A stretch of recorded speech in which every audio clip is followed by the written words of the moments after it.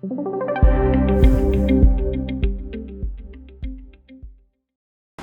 everyone, I am Brahmi Kapasi and you are most welcome to Wealthy's YouTube channel. हम सबको पता है कि कोविड में कितनी हालत ख़राब हो गई थी सबकी, और कोविड ने तो ये हमें सिखाया ही दिया है कि हेल्थ केयर कितना प्रायोरिटी लिस्ट पे होना चाहिए। और पहले ना हम इन्वेस्टर्स हेल्थ केयर को इतना प्रायोरिटी नहीं देते थे और इसीलिए हम इसमें इन्वेस्ट भी नहीं करते थे। बट पिछले 2 साल से अगर आपने देखा रहेगा कि फार्मा सेक्टर और हेल्थ केयर सेक्टर में ना बहुत लोग ज़्यादा इन्वेस्ट करने लगे और ये सेक्टर्स ना लाइमलाइट में आने लगा है। एक ऐसी ही कंपनी ने recently draft red herring prospectus that is DRHP file किया है सेबी के साथ फॉर 5,500 करोड़ रुपीज़। एंड ये माना जाता है कि ये सबसे बड़ा IPO रहेगा फार्मा सेक्टर का इंडिया में। And company is engaged in the business of developing, manufacturing and marketing of pharmaceutical products not only in therapy section but also for consumer health care products. Mankind pharma एक leading pharmaceutical company है India की जो establish हुई थी 1991 में।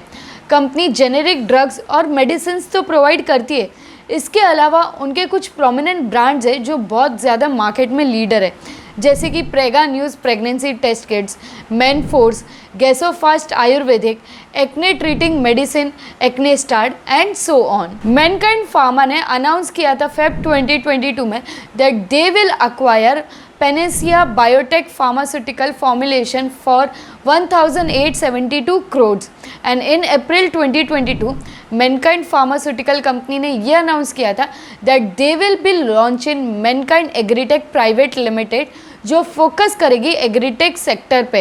And they also have plan to invest ₹200 crore in next 2 to 3 years। Mankind pharmaceutical company के revenue की बात करें तो कंपनी का EPS जो है वो काफ़ी अच्छे से ग्रो हुआ है पिछले 1 साल में। It was 31.5 rupees for financial year 21 and it is 35.7 rupees for financial year 2022।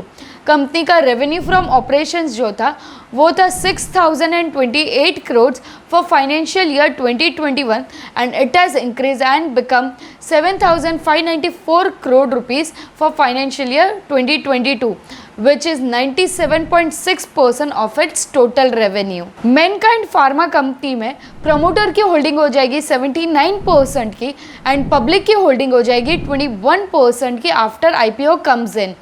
अगर ग्लोबल फार्मा मार्केट की बात करें तो US मार्केट लीडर रहा है with share of 45.68% by value, जबकि इंडिया का सिर्फ 1.2% मार्केट शेयर है।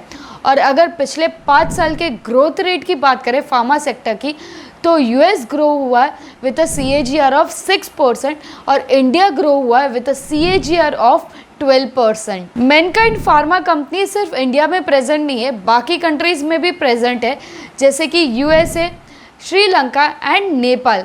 What do you think? Will Mankind Pharma Company be a hit IPO for the investors? Comment down. Hope this video will help you make better financial decisions and knowledgeable लगा तो like share और subscribe जरूर करना। Thank you. कल ही मैंने ना car ली है, अब कार ली है तो 100% बनता है कि हम कार इंश्योरेंस कराएं, बट लाइफ इंश्योरेंस का क्या? A study says that 55% of millionaires don't even know about term insurance। हम सब IDV के बारे में तो जानते हैं, बट क्या आप HLV के बारे में जानते हैं?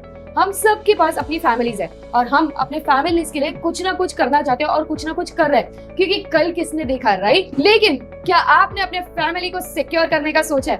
क्या आपने उनके आने वाले कल को सुरक्षित बनाने के लिए कुछ सोचा है? I am going to tell you 3 things that will give you कि why term insurance is important and क्यों आपको term insurance आज ही करना चाहिए। So let's get started। सबसे फर्स्ट रीजन है अपने फैमिली को, अपने पेरेंट्स को सिक्योर करना। ज्यादातर लोग जब भी टर्म इंश्योरेंस वर्ड सुनते हैं तब वो अपने बच्चे और वाइफ के नजरिए से देखते हैं, बट उन पेरेंट्स का क्या जो हमारे पे डिपेंडेंट है? क्या उनकी कुछ जरूरतें नहीं है? हमारे पेरेंट्स अपने एजुकेशन के लिए, अपनी खुशी के लिए हंसते हंसते सब कुछ कर देते हैं, और अगर उनको अपनी लाइफ की सेविंग्स भी देनी पड़े तो वो खुशी खुशी दे देते हैं। तो क्या हमें उनके बारे में नहीं सोचना चाहिए? टर्म इंश्योरेंस सिर्फ वाइफ या बच्चों के लिए नहीं होता है, पेरेंट्स के लिए भी होता है। गॉड फॉरबिड अगर कल जाके हमें कुछ हो गया तो हमारे पेरेंट्स का क्या होगा? वो लोग कैसे रहेंगे? हालांकि टर्म इंश्योरेंस जो है वो उनके बच्चे का जो डेथ हुआ है वो लॉस तो बेयर नहीं कर सकते, वो लॉस की भरपाई नहीं कर सकते, बट उनका जो फाइनेंशियल सिक्योरिटी है, फाइनेंशियल वेलबींग जो है वो जरूर कवर करके दे सकते हैं। सेकंड मोस्ट इंपॉर्टेंट रीजन है टर्म इंश्योरेंस का कि आप अपने डेट्स चुका सकते हो। जब भी हमारी फर्स्ट या सेकंड जॉब लगती है हम तुरंत लोन लेते हैं अपने ड्रीम हाउस या ड्रीम कार के लिए, बट व्हाट इफ हमें कुछ हो गया तो हाउ विल माय पेरेंट्स या my spouse will pay the EMIs. यहाँ पे काम आ जाता है टर्म इंश्योरेंस, क्योंकि अगर आपने टर्म इंश्योरेंस लिया है और आपको कुछ हो जाता है तो आपका जितना भी कवर्ड अमाउंट है, सम अश्योर्ड अमाउंट है, वो आपके पेरेंट्स को या स्पाउस को मिल जाएगा एंड उससे आप इजीली आपके जो भी लोन्स ईएमआईज चल रहे वो आप पे ऑफ कर सकते हो। थर्ड मोस्ट इंपॉर्टेंट पॉइंट है कि यहाँ पे ना जो भी टर्म इंश्योरेंस रहते हैं वो लो कॉस्ट प्रीमियम वाले रहते हैं, यानी कि रीजनेबल प्रीमियम पे हमें मिल जाते हैं। जब हम यंग और हेल्दी है तो हमें जो टर्म इंश्योरेंस कंपनी यानी कि जो इंश्योरर है वो हमें लो कॉस्ट प्रीमियम्स ऑफर करती है। 1 करोड़ तक का हमें लाइफ कवर मिल सकता है इजीली एट 16 to 20,000 प्रीमियम पे। And you all are aware कि ये जो अमाउंट है वो काफी कम है and it is not expensive at all, but as we as premium gets more and more expensive. So if you guys are interested in getting term insurance, I would highly recommend you to talk to Wealthy's trusted wealth partners. They provide you free consultation, spam-free advices and a swift post-purchase claim services. Wealthy के wealth partner से बात करने के लिए मैंने description में meeting की link दी। आपको सिर्फ वो लिंक पे क्लिक करना, आपके टाइम के अकॉर्डिंग आपको मीटिंग फिक्स करनी है। और हाँ, याद रखना ये जो कंसल्टेशन है वो एकदम ही फ्री ऑफ कॉस्ट है, तो जाके आज ही अपनी मीटिंग बुक कर लो।